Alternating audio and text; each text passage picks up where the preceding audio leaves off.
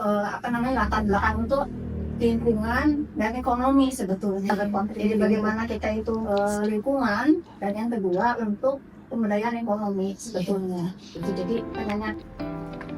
Bismillahirrahmanirrahim. Assalamualaikum warahmatullahi wabarakatuh. Selamat sore semuanya. Salam sejahtera untuk kita semua.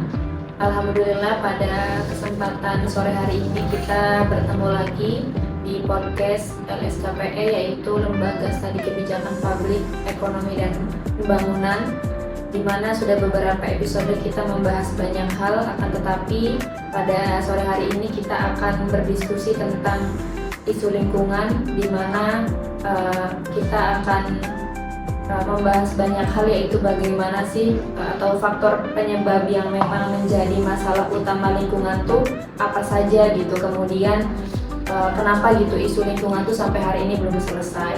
Kita juga akan membahas terkait mengapa kesadaran masyarakat terhadap pengelolaan sampah itu masih rendah dan lain sebagainya. Nah, sore hari ini saya ditemani oleh founder Bumi Indramayu Lestari, yaitu Ibu Atin Indriawati SPI. Selamat sore Ibu. Alhamdulillah, bagaimana kabarnya Ibu? Baik, alhamdulillah. Ya, izin Ibu, di lembaga kami sebenarnya sudah berdiskusi banyak hal ya Ibu, tapi alhamdulillah gitu pada kesempatan hari ini kita didatangi oleh narasumber yang sangat keren, yaitu perempuan yang sangat hebat, Ibu Atin Indriawati. Kemudian sebelum kita berbicara banyak hal, bolehlah gitu Ibu sepil keseharian Ibu sehari-hari. Ya, bismillahirrahmanirrahim. Assalamualaikum warahmatullahi wabarakatuh. Tadi nama sudah diperkenalkan ya, sama Maria Ulfa. Saya itu full time mother ya, 100% ibu rumah tangga gitu. Mempunyai anak 4. Sehariannya biasa antar jemput anak sekolah Mbak. Pagi antar, sore jemput. Bukan, anak saya sekolahnya full day. Tapi saya senang berkomunitas, gitu. Senang berkomunitas, kemudian senang belajar hal baru. Jadi saya penasaran gitu kalau nggak sedang posisi belajar sesuatu tuh gitu. Jadi alhamdulillahnya di sela-sela waktu mengantar anak dan sebagainya ya, urusan domestik rumah, bisa berkomunitas. Salah satunya di komunitas Bumi Indramayu Lestari yang berkonsentrasi memang di isu lingkungan, terutama pengelolaan sampah rumah tangga. Baik, tadi sudah dipaparkan ya teman-teman terkait keseharian Ibu. Masya Allah ya, selain beliau juga ibu rumah tangga yang memang hebat, tapi beliau juga masih bisa menyempatkan di sela-sela waktunya untuk aktif di komunitas Bumi Indramayu Lestari. Baik, Ibu berbicara komunitas Bumi Indramayu Lestari yang digagas oleh Ibu sendiri gitu, kira-kira program kerja yang sampai hari ini sudah berjalan tuh apa aja sih Bu di komunitas Bumi Indramayu Lestari? Sebelumnya saya ceritakan dulu ya tentang pembentukan komunitas ya Mbak ya. Jadi komunitas itu sebetulnya berdiri tahun 2021 ya. Awalnya itu sebetulnya bermula di 2020, itu kan kita COVID tuh ya, 2020 tuh, ingat banget bulan Maret kalau nggak salah. Saat itu saya nyoba ikut kelas Mbak, pertama ikut kelas ngompos. Nah, bersama Ibu Deka Wardani. Jadi dulu itu guru saya, Ibu Deka Wardani itu cerita ikut kelas kompos. Nah, di situ bermulainya itu ikut kelas kompos. Kan kita kan memang nggak boleh keluar rumah ya. Iya. Jadi kita masak apa buat seminggu 2 minggu gitu kan. Terus kan banyak sampah organik juga. Terutama organik kan kalau nggak kita buang kan jadinya busuk gitu. Nah, itulah saya pertama belajar ngompos mandiri di rumah gitu pakai metode dari Ibu Deka Wardani. Nah, kemudian di tahun 2021 dibentuklah komunitas Bumi Indramayu Lestari di bulan September itu, tapi belum ada pengurusnya Mbak. Itu programnya pengumpulan minyak cilacap ya untuk itu. Nah, kemudian di 2023 itu dari 2021 sampai 2023 itu vakum, nggak bisa dibilang vakum ya, karena memang belum pulih benar dari COVID dan memang belum ada pengurusnya. Tapi pengumpulan minyak cilacap itu jalan Mbak, jalan meskipun nggak ada pengurus tuh, jalan tetap dari teman-teman apa gitu. Nah, di 2023 mulai ada pengurus dan mulai ada program, mulai bikin profil komunitas, dirapihin, visi misi. Jadi sebenarnya simpel sih Mbak, jadi bagaimana kita kita latar belakang untuk lingkungan dan ekonomi sebetulnya. Jadi bagaimana kita itu secara komunitas itu bisa berkontribusi untuk lingkungan, dan yang kedua untuk pemberdayaan ekonomi sebetulnya. Jadi adanya kita terutama sampah ya tetap dalam putaran ekonomi, ekonomi sirkular, tetap menghasilkan. Betul itu. Misinya juga nggak jauh-jauh. Saya misi lingkungan otomatis kan edukasi lingkungan, gitu kan. Kebanyakan ke ibu-ibu, pertama itu kayak pengajian, arisan, gitu. Kadang ke diundang dulu ke sekolah sih, sekarang di sekolah-sekolah gitu lagi. Edukasi seperti itu, bekerjasama juga dengan Disharpus, gitu kan, seperti edukasi. Nah, kalau untuk pemberdayaan ekonomi, kita prototipe produk seperti ini, prototipe produk, dan di tahun ini insya Allah kita akan bikin pelatihan pemanfaatan limbah plastik. Limbah plastiknya limbah plastik yang memang nggak bisa didaur ulang ya, kayak ini kan nggak bisa didaur ulang karena dia multi layer dan nggak bisa jadi klasifikasi ini resiko ya, jadi dia nggak bisa didaur ulang. Daripada dibuang ke TPA jadi numpuk, jadi beban TPA, jadi kita tahun ini insya Allah akan bikin pelatihan ini seperti itu. Jadi dua sih, dari sisi ekonomi dan dari sisi lingkungan seperti itu. Baik, tadi sudah dijelaskan banyak hal oleh Ibu Atin bahwa komunitas Bumi Indramayu Lestari ini memang sudah panjang ya Bu ya prosesnya gitu dari tahun 2021, walaupun tadi Ibu Atin sendiri sudah memaparkan yang memang awalnya itu hanya Ibu sendiri gitu kan ya, kemudian baru di tahun 2023 baru ada kepengurusan, akan tetapi dari situ juga dari tahun 2021 sampai sekarang mungkin sudah banyak proses yang sudah dijalani ya Ibu dari komunitas Bumi Indramayu Lestari ini. Nah kemudian kita langsung fokus ke isu yang tadi kita bicarakan ya Bu ya, karena memang sejauh ini tuh isu lingkungan tuh sebenarnya nggak selesai ya Bu ya dibicarakan. Nah bagaimana sih pendapat Ibu selaku founder Bumi Indramayu Lestari menyikapi gitu faktor penyebab yang memang menjadi masalah utama di isu lingkungan tuh kira-kira apa sih Bu, sehingga isu lingkungan ini belum bisa selesai gitu Bu permasalahannya? Ya kan permasalahan lingkungan tuh banyak gitu. Ada pemanasan global, kemudian pengembangan lingkungan dan sebagainya. Cuman yang kita coba fokuskan di dunia ya, di Bumi Indramayu Lestari itu kan sampah ya, terutama sampah rumah tangga gitu. Karena kan dekat juga dengan keseharian hidup gitu ya, di rumah, mengelola dapur, mengelola belanja gitu. Nah yang saya lihat akar permasalahannya itu tentu saja pertama ini ya, edukasi masyarakat. Karena misal kita dari kecil itu kan, misalnya kita tinggal di tepi sungai katakanlah ya, orang tua kita dari kecil buang sampah ke sungai, tidak bisa. Ya kita lihat itu sejak kecil, kita kan nggak ngerti itu salah. Iya kan? Terus emang nggak ada edukasi dari pemerintah, sekolah juga nggak diajarin. Nah jadi kan memang tidak bisa disalahkan, karena memang sistem pendidikan kita tidak memberi ruang untuk edukasi mengenai pengelolaan sampah gitu ya. Itu kurang banget Mbak gitu. Nah terus yang kedua, terutama untuk masalah sampah ini, yang kedua itu sampah itu Mbak benar-benar tercampur ketika sampai di TPA itu udah campur aduk. Ada organik, anorganik, kemudian B3 residu itu semua jadi satu. Itu permasalahannya. Jadi itu sangat menyulitkan dalam pengolahan. Nah makanya solusinya itu kan pengelolaan sampah di sumber. Nah sumber yang utama itu kan rumah, ya, di rumah kita sendiri. Nah kemudian yang ketiga, kurangnya fasilitas pengelolaan Mbak, misalnya sampah atau pusat daur ulang, waste management itu kurang sekali. Terutama kalau yang kita di Indramayu Mbak, kurang banget ya. Setahu saya kalau di kota besar itu udah menjamur lah ya, masuk ke waste management. Ada yang khusus tadi waste management elektronik gitu kan, ada yang khusus baju, ada yang khusus jelantah, ada yang semua gitu macam-macam. Kan kalau yang kayak baju itu kan emang susah ya, dan emang nggak termasuk sampah yang bisa dilaku jual gitu seperti itu. Nah itu. Kemudian yang terakhir itu bisa juga dari sisi kelembagaan Mbak, maksudnya ini siapa nih yang bisa ngelola ini sampai ke tingkat masyarakat gitu. kalau saya lihat di tempat-tempat yang berhasil itu kan ada misalnya kelompok swadaya masyarakat gitu yang memang ini bisa bergerak gitu. Jadi sebagai apa namanya pelaku teknis di lapangannya itu. Nah, kita ketika berbicara sampah yang tadi harus di apa namanya dikelola di sumber ya.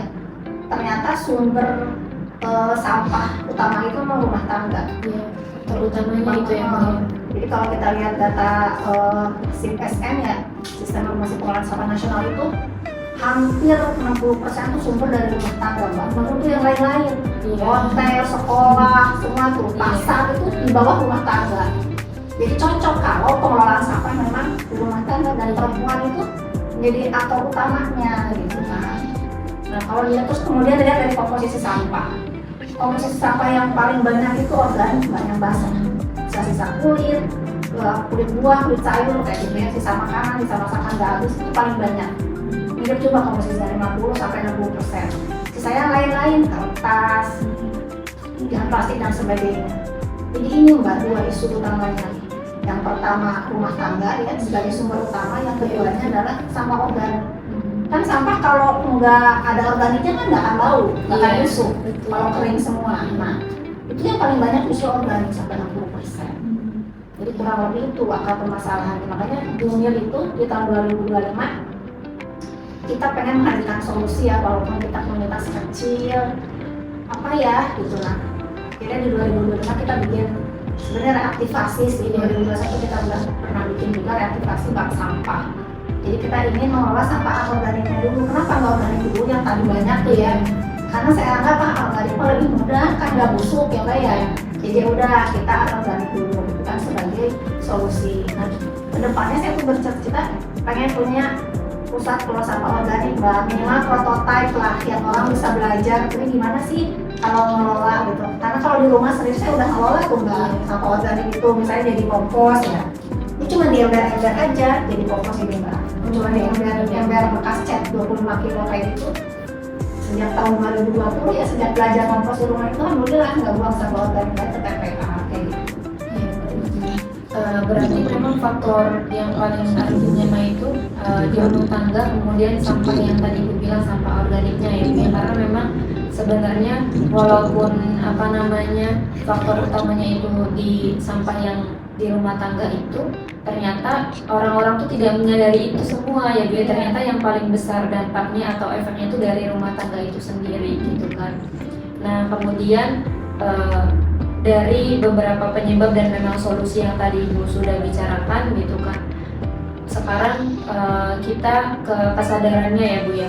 Karena tadi sebenarnya fokusnya itu ke rumah tangga atau di rumah-rumah sendiri gitu kan. Tapi dari situ walaupun itu skalanya mungkin bagi orang-orang itu skalanya kecil, tapi ternyata dampak atau efeknya lebih banyak. Nah bagaimana kita atau Ibu gitu ya selaku founder Bumi Indramayu Lestari memberikan kesadaran penuh gitu Bu bagi kita gitu, khususnya Gen Z ataupun milenial, bahkan semua orang gitu ya Bu ya, untuk agar orang-orang itu sadar bahwa ya kita tuh harus sadar dan melek terkait pengelolaan sampah tersebut. Ini khusus buat Gen Z apa buat semua? Semuanya aja deh Bu. Terutama Gen Z ya, yang Pertama Gen Z dulu. Ya kalau saya melihat Gen Z terutama yang memang sebetulnya mereka tuh melek loh Mbak dengan isu-isu apapun gitu ya. Karena kan informasi cepat banget sekarang gitu, apapun mereka justru kebanyakan informasi justru gitu. Ya kalau pesan saya sih kan semua orang itu apa namanya punya potensi kan, punya potensi terbaik gitu, potensi terbaik dimanapun kita berada. Saya cuma ibu rumah tangga di rumah, tapi saya pengen berbuat itu bisa gitu kan, walaupun ibu rumah tangga seperti itu. Apalagi Gen Z yang misalnya langkahnya depannya nantinya lebih besar. Nah sekarang kita gitu ya di masyarakat itu memang Mbak ketika pengen mengimplementasikan sesuatu menjadi aksi nyata gitu kan, bukan sekedar wacana gitu, itu memang butuh yang namanya agen perubahan Mbak. Agen perubahan atau istilahnya pelopor gitu ya, pelopor untuk melakukan kebaikan atau istilah kerennya change maker gitu ya. Nah itu menurut saya Gen Z itu pas gitu ya kalau misalnya di apa namanya diarahkan untuk menjadi change maker di berbagai bidang gitu kan, karena memang lahan kebaikan itu kan banyak, salah satu di bidang lingkungan. Jadi ketika kita ingin berkontribusi di bidang apapun, misalnya di bidang lingkungan, ayo gitu kan. Karena faktanya kan terlalu kelihatan gitu, kita jalan itu sampah di kanan kiri. Masa iya kita enggak empati gitu ya, empati kan ini kelihatan banget sama mata gitu kan, seperti itu. Jadi memang lihat lahir dari empati gitu kan. Jadi memang harus aware terhadap lingkungan, di mana empati kita jalan gitu kan. Nah dari sana akan timbul keinginan untuk berkontribusi. Berkontribusi. Nah saya ketika di 2021 itu Mbak, modal semangat yang tadi pengen melakukan sesuatu, tapi ternyata ada yang miss di sini. Missnya apa? Saya nggak punya tim. Nah jadi setelah kita ada keinginan untuk berkontribusi, kita harus punya tim Mbak. Nggak sendirian ya? Iya, saya doain ya Allah kasih saya tim yang entah dari mana gitu kan, yang satu visi satu misi. Nah tim itu penting, yang sevisi sama visi dan sevisi sama kita. Nah dari situ nanti dia program-program bisa berjalan. Gitu. Jadi kita yang membahas sesuatu memang sudah kecil Mbak, tapi tiba-tiba gede. Iya, karena prinsip saya dari yang kecil, dari yang muda, dan dimulai sekarang juga. Gitu. Walaupun tampaknya aneh Mbak, ngurusin sampah, proyek-proyek sampah tuh sampah anorganik itu nggak boleh dibuang keluar rumah, kan diprotes sama orang rumah. Itu awalnya aneh. Maka saya tuh maksudnya bikin bank sampah. Biar sampah minimal sampah rumah saya itu tersalurkan dengan benar. Gitu. Karena kan nunggu tukang rongsok lewat itu kan nggak setiap waktu, seperti itu. Jadi itu Mbak sebenarnya cari potensi dari potensi, kemudian kita pengen bergerak di mana, cari gitu ya lahan kebaikan yang kita bergerak di situ, cari kemudian berkontribusi di situ, cari tim, bergerak.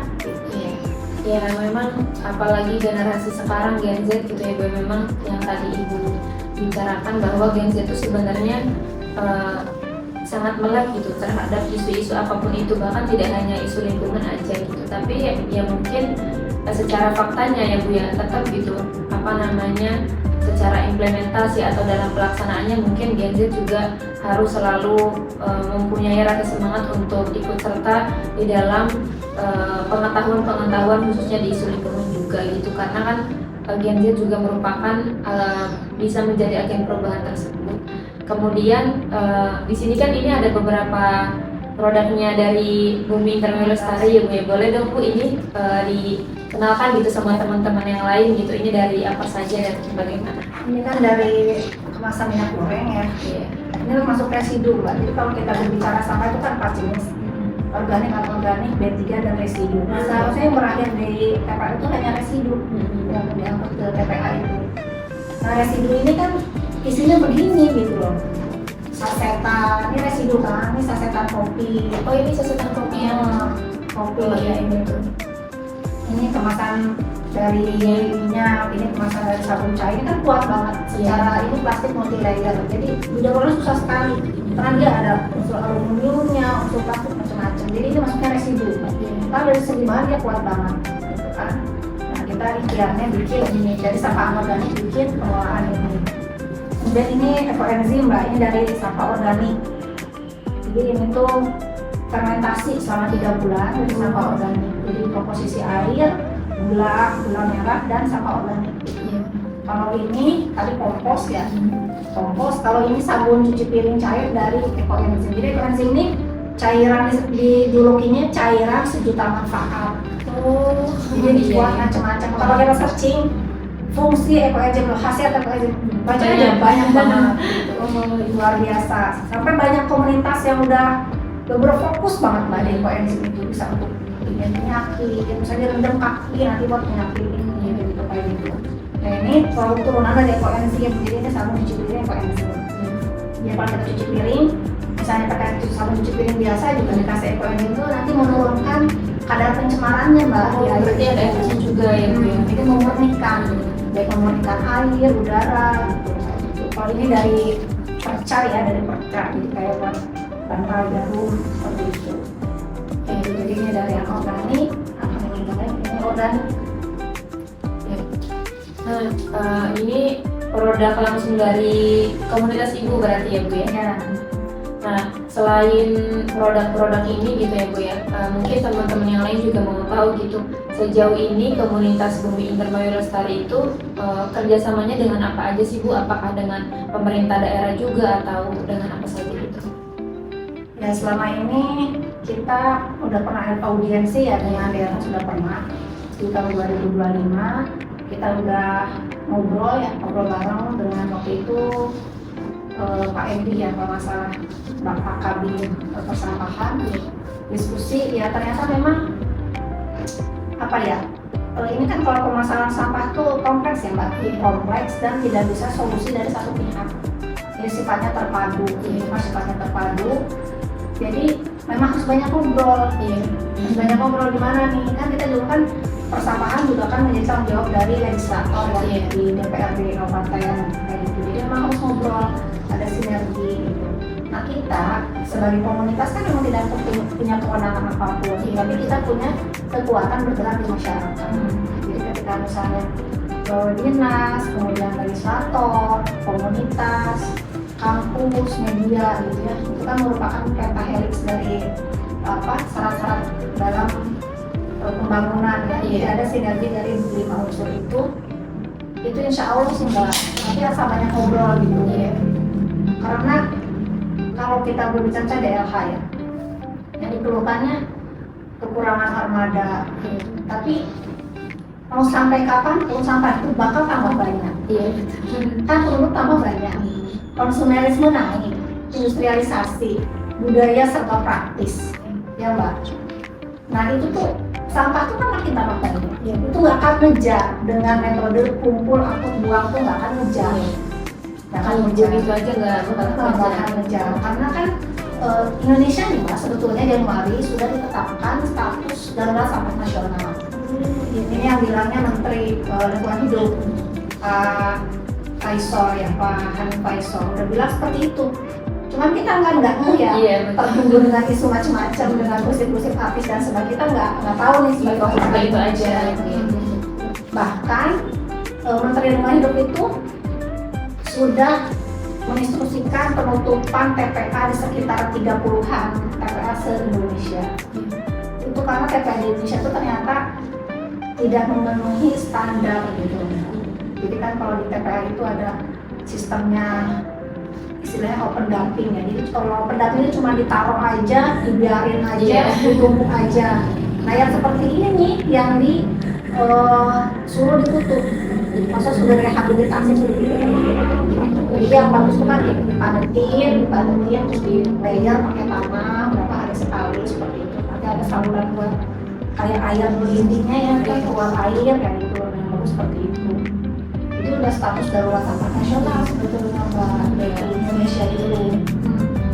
Berarti kalau secara kerjasama dalam bergerak ya Bu ya, khususnya Bumi Indramayu Lestari dengan pemerintah daerah itu sebenarnya sudah berjalan ya Bu ya. Tapi mungkin ada beberapa hal yang masih terhambat dengan yang lain juga.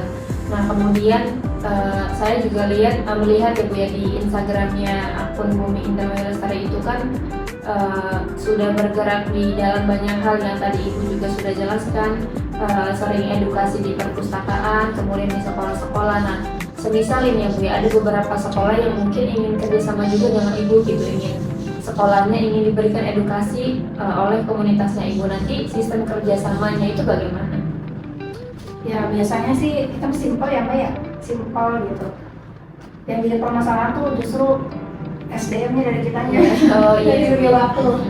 Jadi biasanya kita kalau ke sekolah itu nggak lama sih, sejam sampai sejam setengah gitu. Jadi biasanya kita kan, saya kan belum cerita ya. Jadi kalau bunyian itu kenapa beda dengan jargon dari pemerintah yang 3R itu ya, yang 3R itu kan reduce, reuse, recycle ya. Kalau kita jargonnya tuh 3A, cegah, pilah, olah. Nah kita tuh kalau ke edukasi tuh pakainya cegah pilah olah itu, jadi dipersimpel gitu. Kenapa kita cegah pilah olah? Karena gurunya kita pakainya cegah pilah olah karena di Indonesia kan, jadi biar lebih mudah mencegah, memilah, mengolah. Jadi kita lebih cegah pilah daripada ngolah, karena kalau udah ngolah dipusing nih, udah banyak dipusing. Gitu. Nah kebetulan guru kita di BZW belajar Zerowaste ID itu Ibu Deka Wardana memang jagonya seperti itu. Kan kalau kita lihat hierarki pengelolaan sampah ya, kan yang sekarang terjadi nih Mbak, bentuknya tuh piramida ya, piramida ini. Piramida, jadi ini nih sumber nih, di ujung nih sumber di puncak. Yang di bawah ini, yang lebar ini TPA. Iya. Yang banyak ke TPA Mbak, Ke bawah. hampir 100% masuk ke TPA semua. Yang bagus kan kayak gini, kebalik. Oh iya. Iya, jadi kita maksimalkan pengelolaan di sumber, pengelolaan di rumah tangga. Yang masuk ke TPA itu yang lancipnya, yang hanya yang residu. Nah, residu itu yang kayak gini-gini, kemudian kayak tisu, popok, pembalut sekali pakai kayak gitu aja sebetulnya. Ketiganya udah dikelola sendiri, misalnya dari kayak berbahaya limbah medis, elektronik, kayak gitu. Baik. Kemudian karena tadi kita sudah berbicara banyak hal ya Bu ya. Ini mungkin 1-2 hal lagi ya Bu yang akan kita didiskusikan gitu. Nah, kemudian menurut pandangan Ibu gitu, bagaimana sih pandangan terkait membangun kesadaran kolektif dan strategi kolaboratif terhadap isu lingkungan yang berkelanjutan? Ya, jadi kan tadi saya singgung yang pentahelix itu ya, yang pentahelix itu kita kan emang nggak bisa berdiri sendiri. Kita komunitasnya nggak punya kewenangan Mbak, tapi kita punya kemampuan bergerak di masyarakat. Nah, pemerintah nggak punya itu kan? Iya. Sebagus apapun program, kalau tidak ada yang mengimplementasikan ke bawah, kan nggak jalan. Iya betul. Nah, itu mesti komunitas dan masyarakat. Ditambah lagi misalnya dari sisi akademis ya, ini udah diedukasi nih, apalagi kalau dari kecil ya, maksudnya masuk kurikulum sekolah itu tentang pengolahan minimal memilah nih anak tuh tahu gitu. Dan fasilitasnya sediakan juga infrastrukturnya, edukasi tapi nggak disediakan. Kalau sekarang kebalik Mbak, infrastruktur dibikin duluan, di tempat sampah 4 warna nih, Iya. atau 3 warna lah, 4 tuh sama residu kan. Tapi kita nggak ngerti ini masukin ini kemana nih? Iya betul, karena nggak ada edukasi. Iya kembali, harusnya edukasi dulu ya. Kita kan dari tahu, mau, baru mampu gitu kan, urutannya kayak gitu. Ini kita tiba-tiba disuruh aksi nih, disuruh masukin sampah ke tempat sampah dengan berwarna, tapi kita nggak dikasih tahu dulu nih. Nah, jadi kita emang harus kolaborasi. Kemudian di media juga, jadi media juga harus gencar ya dengan isu-isu ini. Kemudian satunya lagi dunia usaha. Iya. Menurut saya penting karena dia kan nanti mengimplementasikan teknologi Mbak. Iya. Misal kan di Drama ini katanya mau ada pengolahan teknologi tinggi di TPA sini ya, Bercuk, gitu. Tapi itu kan masih wacana gitu. Itu kan peran dari dunia usaha juga. Iya. Cuman yang jadi catatan sekarang tuh banyak isu bahwa memang pengelolaan sampah di akhir tuh Mbak ya, dengan teknologi tinggi itu kan tetap harus mengutamakan lingkungan yang tetap tidak terpolusi gitu ya. Karena banyak yang misalnya pakai insenerator nih Mbak, yang dibakar tuh, itu kan menghasilkan dioksin ya, beracun. Nah itu kan jadi efek buat masyarakat, buat manusia. Nah jadi kita harus pintar-pintar memilih teknologi yang ramah lingkungan, itu menerapkan tadi ya, kan kampus itu bisa menerapkan teknologi dengan penelitian mereka. Untuk kolaborasi Mbak. Tapi tetap sih yang paling bagus itu menurut saya ya, bukan karena saya orang komunitas, mungkin orang usaha ya udah ini teknologi ini beli nih pemerintah Indramayu bisa jadi seperti itu. Cuma dalam kacamata saya dan saya baca beberapa jurnal, kemudian penelitian juga, jadi memang yang paling bagus itu di sumbernya. Karena tadi kalau lihat dari hierarkinya kan paling murah. Jadi semakin ke TPA, semakin ke hilir, semakin mahal. Di rumah saya ngompos pakai ember bekas, nggak modal, digolongin pakai paku, dicampur daun kering sebagai organik coklat, jadi kompos itu nggak modal Mbak. Itu kalau udah semakin ke hilir, semakin mahal. Kan ngangkut sampah itu truknya, BBM-nya, supirnya, itu banyak sekali biaya. Jadi kira-kira harus dibalik supaya tidak mahal. Jadi tadi kolaborasinya dari 5 ini dioptimalkan. Terus tadi apa lagi Mbak selain itu pertanyaannya? strateginya Bu, strateginya kan tadi Bu juga sudah menjelaskan ya. Oh ya. Nah, paling untuk menutup episode pada sore hari ini, saya ingin sedikit mereview yang tadi Ibu sudah jelaskan bahwa ternyata berbicara isu lingkungan itu sendiri efeknya sangat besar ya Bu ya, apalagi yang paling harus kita laksanakan atau kita pelajari itu sebenarnya dari rumah kita sendiri gitu, dari rumah tangga, sampah rumah tangga. Karena sejatinya di dalam sampah rumah tangga sendiri itu yang berdampak besar bagi masyarakat sekitar. Tapi kita juga belum bisa melihat terhadap isu-isu tersebut. Kemudian kita juga selaku generasi Gen Z ataupun milenial dan semuanya gitu, kita harus bisa sadar akan hal itu, sadar akan lingkungan di sekitar kita juga. Nah, untuk mengakhiri atau untuk menutup podcast pada sore hari ini, boleh dong Bu closing statement dulu dari Ibu. Closing statement ya bagi saya ya pesannya buat pemirsa podcast ya tadi saya udah spill ya. Mulai dari yang kecil ya, mulai dari yang muda sampai saat ini juga. Jadi kadang kebaikan itu kan nggak mungkin langsung besar gitu ya. Jadi istiqomah gitu ya, istiqomah nanti juga insya Allah akan berdampak gitu ya. Itu aja sih Mbak. Baik, teman-teman semuanya, alhamdulillah ya podcast pada sore hari ini sangat berbobot sekali. Terima kasih Bu Atin sudah berkenan hadir di podcast lembaga kita. Semoga pada bulan Ramadan ini kita bisa mendapatkan banyak manfaat ya apa yang tadi disampaikan oleh Ibu Atin. Mungkin itu saja, sampai jumpa di episode-episode selanjutnya. Terima kasih.